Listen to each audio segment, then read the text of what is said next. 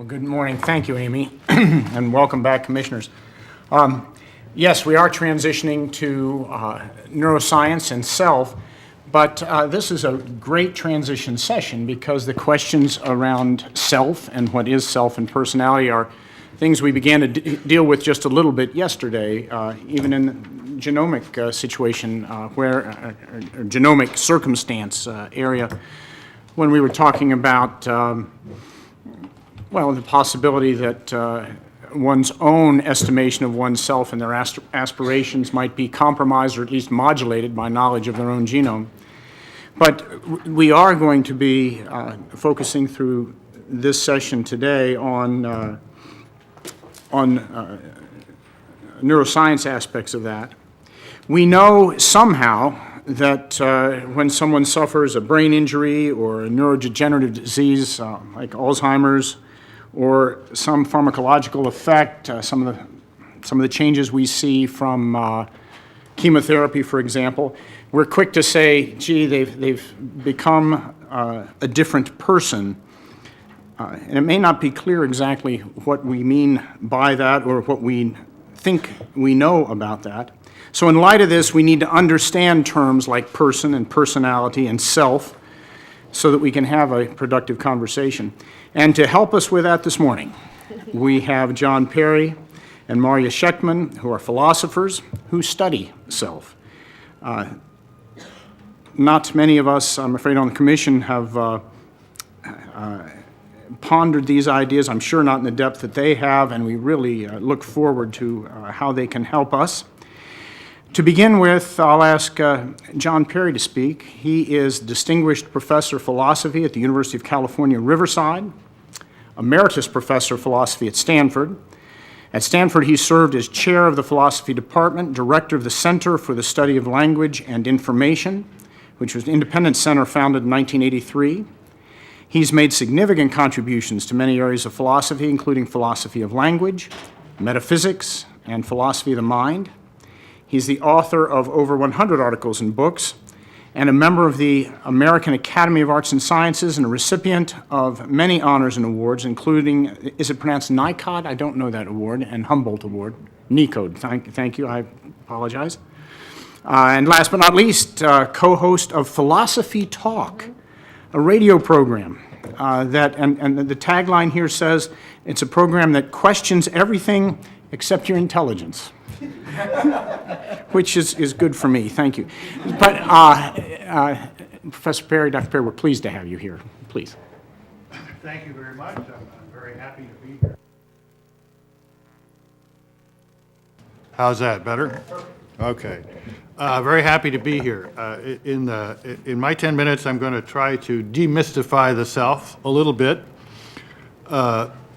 Self is a word that in philosophy often comes associated with really deep ideas and impressive terminology. Starting off with Descartes, the self is the soul, so it's what's going to get you to heaven or hell. According to Kant, we got a transcendental self. According to Hume, the self is a bundle, and according to William James, it's a stream. So if you look in philosophy to find out what the self is, you might be somewhat mystified. But I think it's really a fairly straightforward concept if you think about what human life is all about. I think self is just a way of talking about ourselves. That shouldn't be too surprising. We are persons. Marja is going to tell you more about what persons are. But persons are beings that last through time and have a location in space. And their survival is very dependent on being able to pick up information about them, about the environment around them, and about their insides, and taking steps that make sense to avoid pain and bring about pleasure or meet their goals in the light of this information. Now, the objects around us play many roles with respect to us, and we also play an important role with respect to ourselves, the role of identity. So I think the self, the primary meaning of the self is not so mysterious. It's like the neighbor or the teacher. I'm describing someone or referring to someone in virtue of their relation to me, and the relation is identity. It sounds maybe a little bit like hocus pocus, but I don't think it is. Because these roles all come with special ways of knowing about things and special ways of acting on things. Our chairperson, Amy Gutman, is now right in front of me, and that gives me an excellent way to know more about her. I can look at her and see that she's somehow not aged since she gave the Kant lectures at Stanford a few years ago. I have a way of knowing about the person to the right of me. I turn and look, oh my gosh, another discoverer of the fountain of youth. And I have ways of acting on people depending on their relation to me. So I can kind of frighten Maria by doing that, and I could probably make Amy laugh, but I won't. So people have various relations to us, as a result of which we pick up information in various ways, and we act on them in various ways. And we, ourselves, are a special case of that. There's ways of knowing about yourself that aren't ways of knowing about anyone else. I knew I was about to cough before you did. There's a certain way of knowing that you're about to cough that you have and no one else has. There's a certain way of scratching a head that is the way of scratching the head of the person you are. So it's a very simple point. We all come pre-equipped with ways of knowing about things in various relations to us, including ourselves. We have very special ways of knowing about ourselves. And we all come pre-equipped with various strategies for acting on things in various relations to us. And there are special strategies for acting on yourself. If you imagine someone with amnesia who's forgotten who they are, what does that mean? Well, they've forgotten their public identity. Let's suppose I have amnesia. Let's suppose I've always admired John Searle, the great Berkeley professor, so maybe as I get older, my admiration will turn into a delusion, and I think I am John Searle. And I'll take credit for his books and try to be like him in every way. Will I have forgotten completely who I am? No, I mean, if I'm hungry and somebody puts a bowl of soup in front of me, I'll know which mouth to spoon the soup into. The most basic things about ourselves we wouldn't forget about in amnesia. This brings up, or at least what I should call television amnesia, since I'm in the presence of people who probably know what amnesia really amounts to, but the kind where a knock on the head makes you forget who you are, and then towards the last commercial break, another knock on the head brings it all back. But this brings up another aspect of the self. What we know about ourselves, what we think of ourselves, isn't just limited to what we know about in the special ways that everyone has to know about themselves. And what we do with regard to ourselves isn't always based on just that kind of information. For example, this morning, trying to figure out exactly where I should come for this meeting, I looked up on the website of the commission and found out where in San Francisco your meeting was. And part of doing that was seeing my own name there, John Perry. I said, that must be the session I need to get to, because that's me. Now, you all have a John Perry concept, in most cases, probably rather recent and not that rich and vivid, but you have some idea of who I am. And I have a John Perry concept that is quite different than my self-concept. That is, I know all sorts of things about myself and can find out all sorts of things about myself that don't involve just using my normally self-informative ways of knowing, introspection and looking down at myself and scratching to see if I aged and so forth, but involve the same ways of knowing about me that you have. And for example, a lot of this information I can't find out in normally self-informative ways, like where my class meets next quarter. I have to look up in the time schedule, find my name, and find out that fact about myself in the same way all the students find out that fact about me.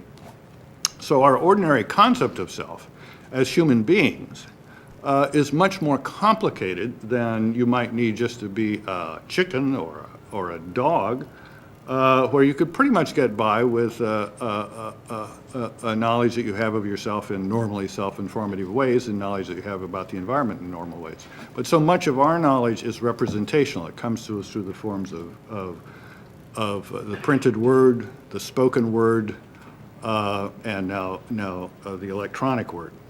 And that includes a lot of information we get about ourselves. So our self-concept is a combination of what I call information we have in normally self-informative ways and information we have about the person we happen to be. And when you have amnesia, those two things fall apart, but for most of us, they're seamlessly together. But there are interesting differences. There's a great story by Borges called Borges and I. And in this story, the writer talks about this other guy, Borges, who takes all of his ideas and makes a big fuss about them, and who seems to have habits and dispositions that the writer doesn't quite approve of. And he says, on the other hand, I can't complain because that's the only way my ideas get out and so forth and so on. And in the end, he says, I don't know which of us wrote this essay. The idea there is that there is a certain tension in our concept of self, but between the things we know in the normal ways that animals and humans and babies know about themselves, and the things we know in virtue of this incredibly complicated social process by which there is a public persona of us that we share. And the two can create a stress. So I've tried to demystify the self a little bit. I don't think we need such obscure notions as the soul. There may be a soul, but it shouldn't be confused with the self. It's a religious notion, whereas I think the self is a very commonsensical notion that grew right up with the other concepts that humans that evolved along with humans to express their understanding of the world. These are not concepts that may fit easily into neuroscience, but if they get at something real about the world, they must fit in there somewhere. I don't think we need a transcendental self, although I can't be sure because I'm not sure what it was supposed to be. There is a stream of consciousness and there is a bundle of impressions, but I don't think either of those is really the self. I think the self is just me, a flesh and blood person thought of under the relation of identity, which is one of the most important relations anyone has to me. Not quite as important as the relation my spouse of 50 years has to me, because basically what she thinks and wants are more important than what I think and want. But I must come in at least second. So identity is a very important relation. It's an epistemic relation. It's a practical relation. And we have a rather complicated concept of ourselves because we have a rather complicated relation to ourselves, primarily because we live in a world in which we're not just presented to ourselves through perception, but through various representations of ourselves that we share with others. Thank you. Thank you. Let's hear next from Professor Shechtman. Marty Shechtman is professor of philosophy at the University of Illinois in Chicago. Received her PhD from Harvard in 1988 and is the author of The Constitution of Selves and numerous articles on personal identity. Her research focuses on the interface between metaphysical, empirical, and practical questions about self and identity, and works to show how these different avenues, thank you, how these different avenues of investigation can work together to provide deeper insight into our nature. Professor Shechtman, welcome. Thank you very much. I'm very pleased to be here, and I don't know if I'll demystify or remystify. We'll see. So there are many different things that we might mean when we talk about the question of personal identity. One is a metaphysical question about the persistence of an object over time, and here our concern is fundamentally with number. That is, if we look at something at one time and something at another time, are we looking at two somethings or one something at two different times? So this is a very fundamental, basic question about whether a single entity continues. But outside of the context of metaphysics, usually the question of personal identity is conceived as a question about psychological, social, or ethical aspects of our lives. So there are Erixonian identity questions that have to do with authenticity and personal flourishing, questions of identity of the sort at work in identity politics, and the questions that arise in the context of profound character transformation, just to name a few. And I think that the most exciting discussions in the philosophy of personal identity are the ones that seek to draw a connection between all these different kinds of questions. And the view that I'm going to outline today takes this approach. So I'm going to present this view, which is my view, in two different stages. I'm going to start with the view as it's originally conceived and presented, because that's the worked out view. But recently I've been rethinking some key issues, so I'll mention that at the end because I think they're going to be especially relevant here. So my account of personal identity flows from a tradition that arguably begins with John Locke, who says that person is a forensic term. And this claim is generally understood to suggest that what it is to be a person is to be an appropriate target of normative judgments, for instance, judgments about moral responsibility and prudential rationality. And then the idea is that the unity of a person is set by the unity of, or the limits within which judgments of this sort apply, right? So since I can only be responsible for my own actions or only rationally have egoistic concern for my own future, the argument goes, personal identity should be defined in terms of whatever relation underwrites responsibility and concern of this sort. Locke says that we're capable of these relations because we're self-conscious, and so that personal identity over time should be defined in terms of sameness of consciousness. And the challenge, of course, is to say just what that means. Sameness of consciousness is a rather obscure, I mean, we feel the pull of it, but what does it exactly mean? So I gloss this notion with a narrative account of personal identity. And according to this view, we constitute ourselves as persons by forming and operating with autobiographical narratives that take the form of the story of a person's life. So the unity of a person on this view comes from the unity of a life narrative. To be the target of forensic judgments, one needs to have an autobiographical narrative of the right sort, and particular normative judgments take place within the confines of a single life narrative. Now, of course, the coherence and plausibility of this kind of view depends upon providing a viable understanding of what the right kind of narrative is, and more to the point, I think, what it means to have a narrative. And as you may imagine, this is a pretty long story, but let me just give a few points, a few key points of the view. So first, narratives are largely implicit. So the view doesn't say that we need to recite the stories of our lives either to ourselves or to anyone else in order to be persons. Instead, our experiences and actions need to be structured around an implicit awareness of such a narrative. So when I walked into this room, I knew why I was here, what I was going to do, where I came from, how it connects to my life. That's what I mean. 2, narratives are not deeply literary. So the story of my life is a story rather than a mere chronicle of events, because the things that happen are causally related in particular ways. And it's the story of a person's life, both because of the kinds of events it includes, that is, getting on an airplane, speaking at an event like this, and so on, and also because of the causal relations. Some of them have to do with reason, reflection, psychological motivations. But there's no requirement that a person's autobiographical narrative needs to be tightly woven or thematically unified as a literary narrative. Our lives are full of happenstance and trivia as well as significant events, and that's part of the narrative too. 3, narratives need to be largely and locally accessible. Although an identity-constituting narrative will be mostly implicit, the person who possesses it needs to be able to access it when appropriate. So if someone says, "Where do you live? Do you have any children? Are you married? Why did you say that?" I should be able to say something in response, whether I choose to or not. And depending on the question, the right answer might be something like, "I forget," or "I don't really know, I didn't think about it. Why? Is it important?" But in order to have the right kind of narrative, you need to know when that kind of answer is appropriate and when not having an answer is cause for concern. And finally, narratives need to be accurate but not completely so.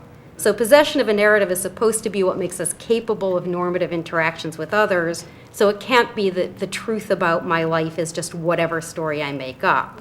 We need to be enough in sync with others to allow for normative interactions, and that means our narratives need to conform to what are taken to be fundamental truths around the world, just things like people don't live for 700 years, can't be in 2 places at one time, can't get from Chicago to Paris in 2 seconds, and that sort of thing.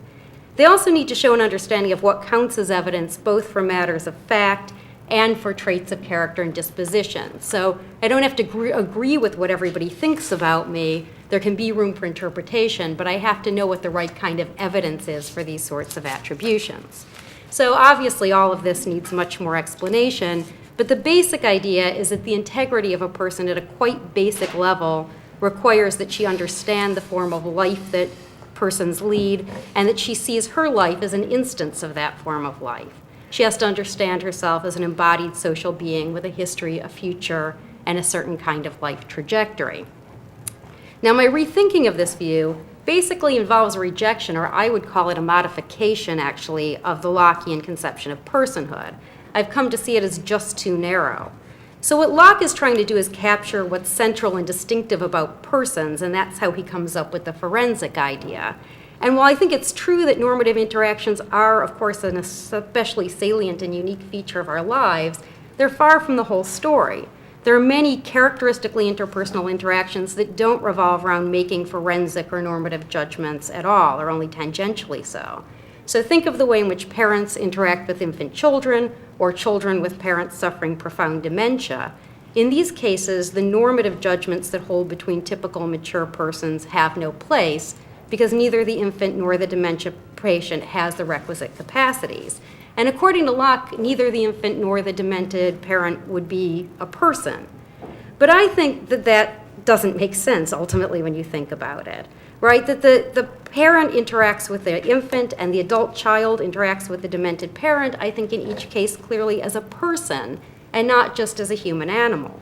So the point here isn't just that all humans should be accorded a certain moral status or have a certain dignity, although I certainly believe that. But the point that I'm trying to make now is about the wide range of interpersonal relationships that define us as persons. So parents sing to and read to and play with infants. An adult child might take a demented parent to music therapy or art therapy or to celebrate a birthday or other holiday at a particularly significant place. And these are interactions between people. They're peculiarly interpersonal interactions. Now, in these cases, the personal forms of interaction are connected to the individual's overall life trajectory. So an infant is a person at the beginning of her life, developing capabilities and relationships that will unfold for years. An elderly parent with dementia is someone toward the end of the life, maybe, someone who cared for and supported his children through their youth and worked 50 years at the auto plant and lost the love of his life and then became ill or whatever. And so the narrative is still working there, but it's just not a narrative that's within the person's psyche. It's a narrative coming from the outside. And the implications here are broader than they might appear, because my idea isn't just that before and after the ability to be a properly autonomous, self-narrating person, there are periods at the end or beginning, or sometimes, unfortunately, in the middle of life at which one might be considered a person as a kind of courtesy. Instead, I think these endpoints throw into sharp relief the great wealth of peculiarly interpersonal interactions that are present throughout our lives. So when we go to a movie with friends and discuss it afterwards over drinks, listen to jazz records together, go out dancing, any number of things that we do together that don't involve making judgments of moral responsibility or prudential concern. It's a further implication that even those humans who never achieve the full-blown Lockean capacities become persons by being part of these many other peculiarly personal interactions. So on the view that I'm trying to develop now, the modified narrative approach, a person isn't just a unit of moral responsibility and prudential concern as Locke had it, but rather a locus of the full range of our concerns about and relationships with other people. And the identity of a person consists in the unity or integrity of such a locus, which comes from a narrative lived in public space of interpersonal interactions, rather than one that's constructed within the privacy of one's own psyche. And so identity becomes a much more interactive and dynamic affair. Thank you. Thank you both. If I might take the privilege of leading off the questioning, I particularly, Professor Shechtman, appreciated the latter part of your comments about the relational definition of personhood outside of a self-definition. I found, and with apologies ahead of time in case what I heard is not what you intended to say. But John, I heard a very helpful, actually, self-perspective on the definition of self from you. And we began this way, actually, Mario, with you as well, when you started talking about the unity of person has something to do with the autobiographical narrative. And what worried me was auto in autobiographical, and what concerns me is the self-definition of self. If in fact part of what our responsibility is when we consider the impact of technology, practice, and policy on invading and modifying someone else's self, then it seems to me we have some responsibility to preserve and protect another's self. In fact, that's going to be our job. I appreciated that you at the end were saying that a young child or someone with Alzheimer's, in fact, I guess one could argue that much of their self remains outside of them, not in an autobiography at all because it's lost on the demented individual, but in a biography that we preserve. I'd like you to comment on this because am I wrong in suggesting that understanding our responsibility to not inappropriately modify a biography of someone else through invasive use of neuroscience or a blunt reading of a genome, a human genome, is where the questions of ethics are going to come up. Please comment on that. Am I concerned there? Well, my definition of self makes it pretty easy to be a self. But when we think of the integrity of the self, we usually think that the person has some self-concept that is adaptive, that allows them to function well, that allows them to do what persons need to do, pick up information about the environment and make decisions based on that information that makes sense. I think the way we think about it in common sense and pretty much what we've inherited and tried to improve on in philosophy is what I would call an interpretive theory.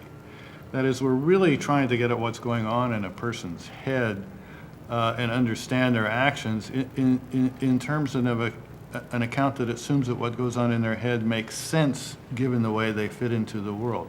An example would be a radio for most of us. I guess we're all old enough to remember radios.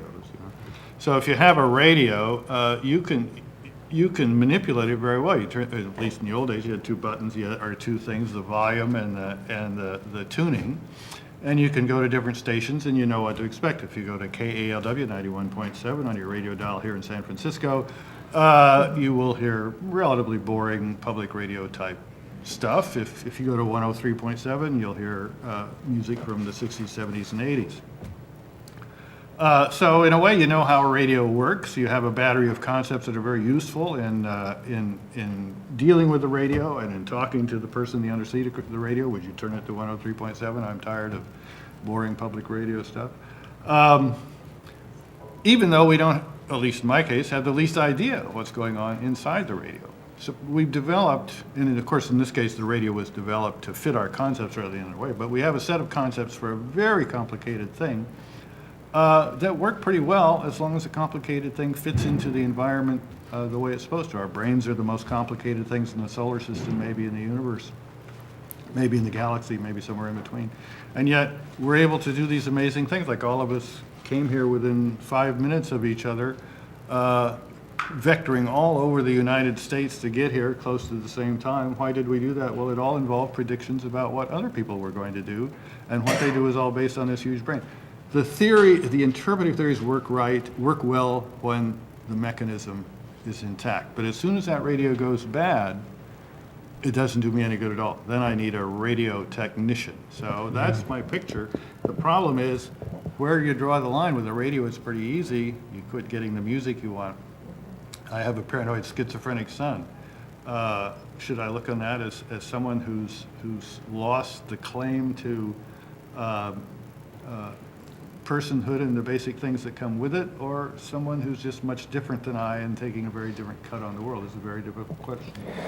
Maury, how about you? What is, to try to be a little more succinct with my question, what is our responsibility to preserve and protect someone else's self?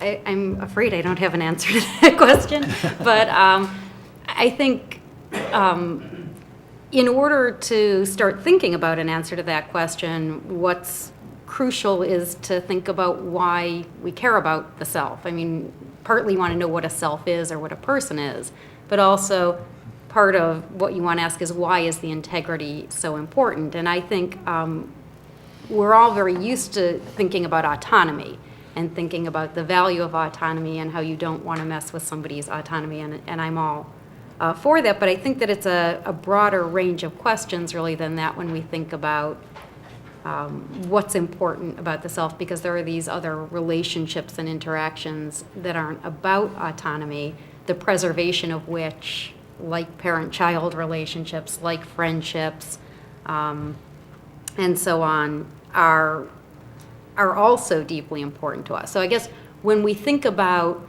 changing people's, the question of will I be a different person with this intervention, or will we mess with somebody's identity in this intervention, we want to think about what we're going to do to their life. I mean, to their life as a person, what it's going to be like for them. And one of the things that just, I actually am not an ethicist by training, so, but one of the things this makes me think is that this must make the question that much more complicated, because it depends in each case on how it unfolds. I mean, it's not just the intervention itself or what switch the intervention flips in somebody's, sort of psyche, but then what happens? Who do they go home to? And what is that like for them? And so in thinking about what we're doing to people when we intervene, I mean, probably clinicians are used to this, but you need to think, maybe philosophers less so, about what kind of support network they have, or what parts of their life they're going to be able to continue that maybe don't have to do just with capacities. So I'm going to ask a follow-up question, given your views of identity, persons, and selves. And the question, I can ask the question very simply, and I think it's a question that's going to come up when we do neuroscience and the self. It's out there in many of the discussions. And so I'll pose the question simply, which is, when are selves or persons responsible for their actions? When should they be held responsible for their actions? Are there, and I could follow it up with subsets of these questions, are there facts about selves or persons that if we know them and when we know them, we should cease to hold those people morally responsible for their actions? Well, I think there certainly are. The problem philosophers have, or I think should have, is not drawing the line too quickly. That is, there's a view out there, as you know, that anytime an action is caused, and that causal chain goes back to events before, say, the person existed or before the person was thinking about the problem. It doesn't really have to be deterministic. It can just, that person's not responsible. That seems to me somewhat crazy. Well, that's too strong a word. But No, but go on, Sam, because I think we need to lay the groundwork here. that's something that happens a lot with philosophers, is that a perfectly good concept, like the way we usually handle it in English is with can. Right? If I go to the store and my wife says, I want you to get 2% milk. Can you hear back there? Yeah, No, I want you to get 2% milk, not skim milk, not whole milk, 2% milk. And I go up to the I go up to the thing and I pull out a thing of whole milk when there's 2% milk there. There's a clear sense in which I could have gotten 2% milk. And there's a clear sense in which when I get home and she's angry at me, that's appropriate. On the other hand, if all they've got is whole milk, there's a clear sense in which I can't get 2% milk, and there's a clear sense in which she should let me off the hook when I come home with the whole milk. So we have a working concept, which is you can do some things, you can't do others. What things can you do? Well, if you can make the movements that in the situation have the result, you can do it. If you can't make the movements or they don't work in this situation, you can't do it. I think that's a concept that we have, we need, and it makes perfectly good sense, and it's reasonably tied into moral theory. Then somebody like Augustine, say, who I admire greatly, invents something like free will, which is really kind of a religious take on that concept, and philosophers spend centuries showing that we really don't have it. But And that affects science. I mean, you see really fantastic scientists like Gazzaniga and Libet, I guess, and others, who really wrestle with the problem of whether we have free will. But I think often they're misconceiving the question we ought to be asking is whether we're free in the perfectly ordinary, useful sense. Now, having said that, when can not so much external limitations or physical limitations, but limitations that come from the mind itself undercut that freedom? Well, that's a hard question, but there's some clear cases. I think paranoid schizophrenia, when it's uncontrolled by medication, that the things going on in the mind are so bizarre, at least in some cases I know, that you should either say the person is not free or that their freedom is significantly impaired by the fact that it's in the service of really bizarre desires and beliefs. In other cases where it's not so much that there's delusions about what's going on, but there's an inability to put the information together into reasonable plans, that's another case. And there are, so there's a range of cases, but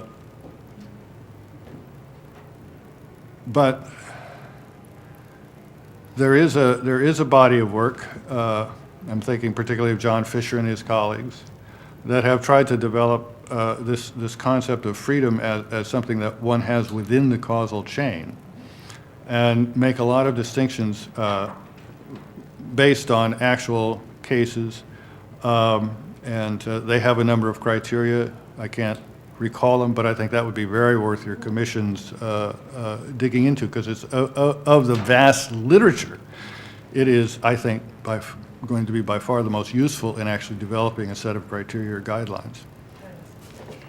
Yeah, I don't really have a lot to add to that, because I think that in the first part, I absolutely agree that there is this moment at which finding out that things are caused, and this is, it's been interesting watching actually undergraduate students change in their response to it. It used to really disturb students to think that there might be underlying neural mechanisms that were making, and now they don't care at all. At least that's why they say, of course, but it doesn't seem to impact their sense that they're free or threaten that sense of freedom in the same way. And I think I don't suppose that's because of the article I published last year. I think it probably Yeah, is. okay. Although they did say that you could have gone to another store and they would have had skim milk there.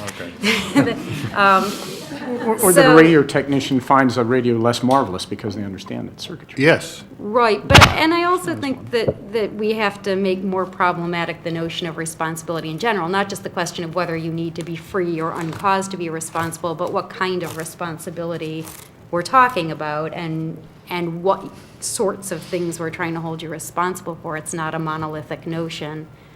And so it may be that it comes in degrees and it comes in kinds, responsibility. So.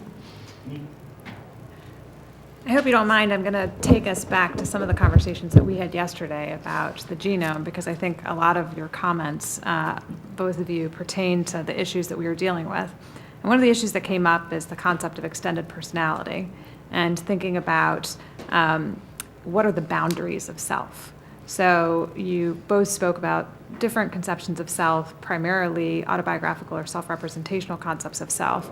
And we were discussing the ideas of, the cups that you're both drinking leave your saliva behind, from which I can actually get your DNA and learn things. And John, you said something interesting, which is one thing that's important to self is that there are special ways of knowing about ourselves that other people do not have. And yet there are also special ways of other people knowing things about ourselves that we do not have. And one of those intersects with the genome, right? Which is to the extent that I leave behind genomic material and somebody else can pick it up and scan it and read it and discover things. They may discover things about my predispositions and preferences and desires that may be encoded in some sense, at least influencing my behavior, that I may not know unless I actually have access to the same information. But what we were talking about yesterday, what I'd be quite interested in hearing is how does knowledge that other people have about you impact conceptions of self? And what would you consider to be the boundaries of self? Would you consider embodiments of self in, electronic forms and written pieces of information and traces of bodily, fluids and bodily material that's left behind all to be part of self? Or is the boundary of self really just the physical representation of me sitting right here and not what I leave as traces behind? You Well, want to answer that? I'll try. So to the first part about how knowledge of others influences self, and my conception of what self and person is, they're absolutely crucial.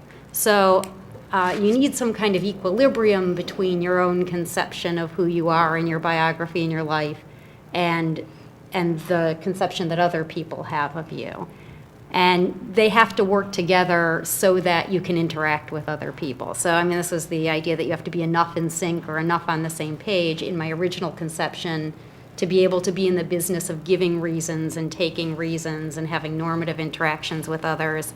But in the more extended view that I'm talking about, to have whatever kind of relationships we have that are interpersonal relationships, there has to be enough common ground. It doesn't mean that we have to absolutely agree. There may be no fact of the matter about some of these things, but I have to be sensitive to what other people think of me. I have to be in just the ways that we are naturally as well as ways we cultivate, and we need to be able to find enough common ground to interact. And exactly how much that is, I think, is an empirical question.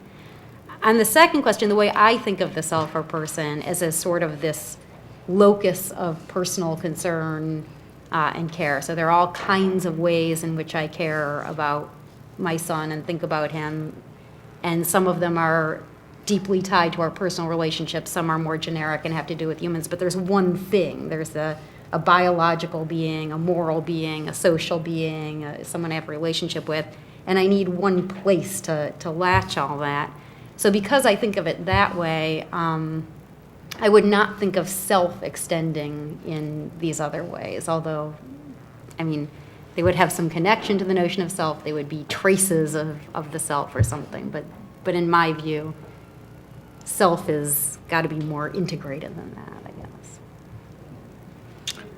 Yeah, I think it's important to keep a distinction between what's me and what is in some sense mine. It's my DNA, but it's no longer part of me. But the issue you raise about the idea of going through life and having people know more about you than you do is not foreign to us. At least people who think they know more about us than we do. Our parents certainly do, and then maybe our counselors at high school, and if we go to a shrink and get them actually to talk to us, they may know a lot about us.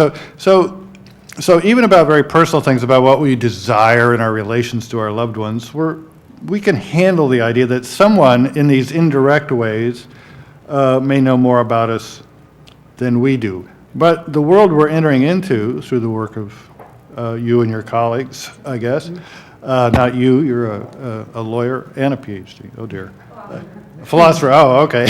Yeah, well, you're not going to affect anybody then. The world we're entering into through the work of neuroscience and biology is, in that, to me, frightening. I won't live long enough to be too worried by it, but with the internet on one hand and Facebook and all the facts that anything you do disclose about yourself can be gotten out there, analyzed, and come back at you after you've long forgotten it. What people can find out about us by our DNA, and what that may lead to as we understand better how the brain works. To go through life in kind of a fog in the midst of other people and databases that have incredible information about you, which you feel you have a right to, but most of which you couldn't understand. It's a bizarre world. That's what I got to say. So when you one step.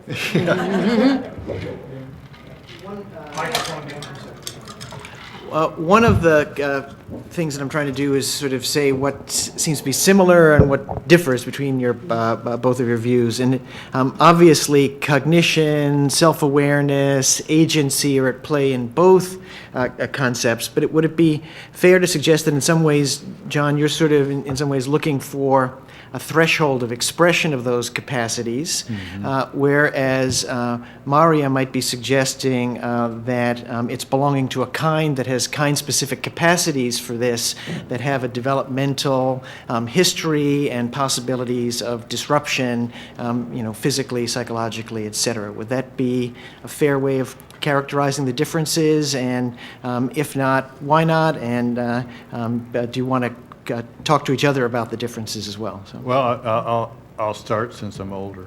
I think there's a lot of agreement between us. We both come from great admiration and a lot of study of John Locke. My picture is more focused on local rationality. That is, the things that get you through the hour or the day, the ability to feed yourself, avoid predators, and then how technology, by which I mean language, particularly, and all the things that have developed from it, have made that basic thing more complicated. Whereas I think Maria is more interested in what we might call the more sophisticated selves that actually have a life plan. To be a self, in my sense of self, you don't need to have a life plan. You can stumble from one damn thing to another. I suppose that's partly autobiographical, and maybe her conception is because she comes from a more rational and thoughtful brain. Yeah, well, I first want to say the way that you characterized my view is exactly, I wish I had had that to characterize it, so that was great, thank you. I think certainly my early stuff is about having a life plan, and the later stuff was trying less to be about how the individual needs to have a life plan in order to get through the hour in the day, but nevertheless is still in this broad picture. I'm still looking at how it all fits together over time. So I really do come to these questions from the challenge of figuring out how you are a single person throughout a life, given all the ways we do change in the typical case and all the ways we can change. And so I'm thinking about this diachronic question.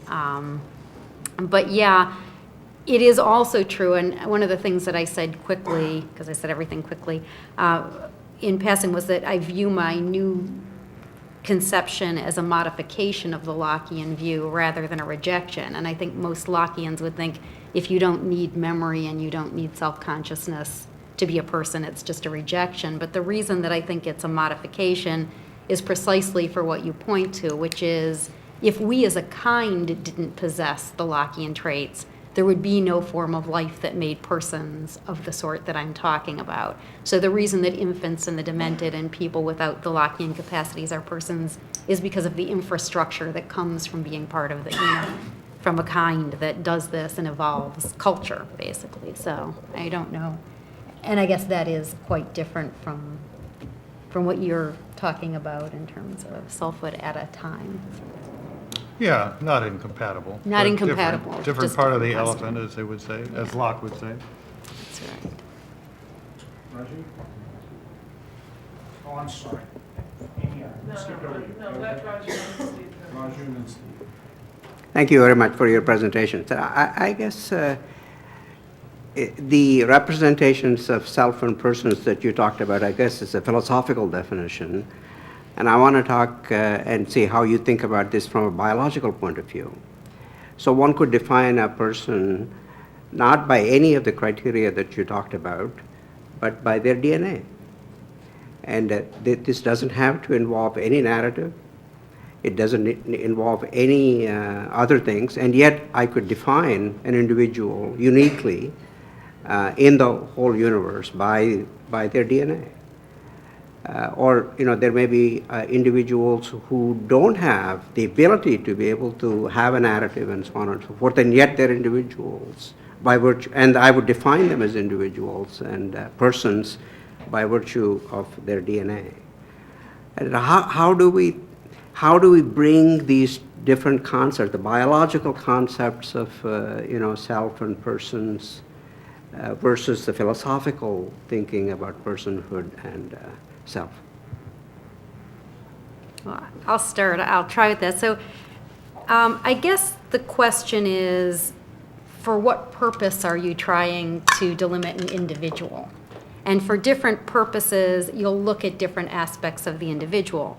But these can't be just distinct from one another, right? They have to somehow fit together.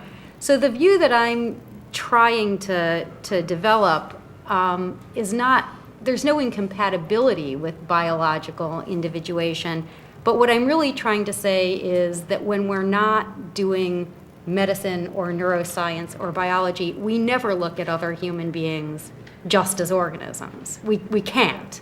And so looking at the DNA, looking at the biology is an abstraction from the way in which we usually individuate. I mean, we individuate them by looking at organisms, but we aren't looking at them as organisms.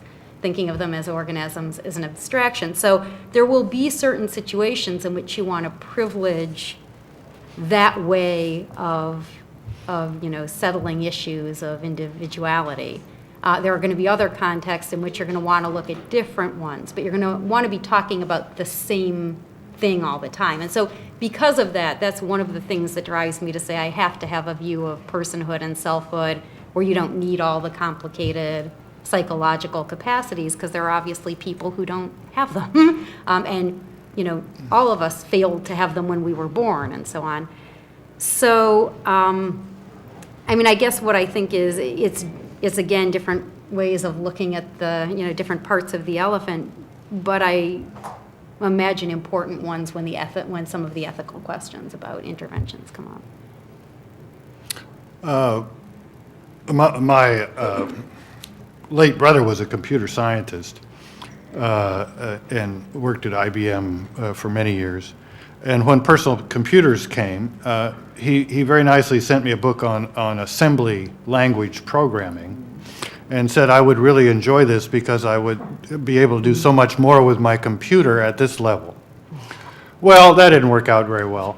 But of course he was right. I mean, that's what's really going on in some sense of really going on. And in some sense, if you know what's going on at that stage, you must know everything that's going on. But of course, I could have known everything that was going on at that stage and not have a glimmer of what was going on. Just as I could maybe understand the flow of electrons through a diagram of an old superheterodone radio, but that wouldn't tell me anything about what the radio was about, what made it interesting, why people actually pay money for these things, why they bring them in to get fixed, what's the difference between the ones that work and the ones that don't. So I think similarly, yes, biology, DNA, that's incredibly important. And it's odd that we should discover how we work so long after we develop a rich set of concepts for describing what we do. But your job as a biologist isn't just to work down at the assembly language level, but to understand how all the rich programs and structures that paradoxically were built up before we knew anything about that fit into it, which probably won't be very smoothly and easily because they were developed from such a different perspective. I just have to comment on this point because I think it's a very important point. It isn't, is it, or is it, that there's a biological conception of the self that you've just articulated, that's DNA, and a philosophical conception of the self. If your conception of the self is biological, that is a philosophical conception of the self. In other words, all that a philosophical conception of the self is some conception of the self.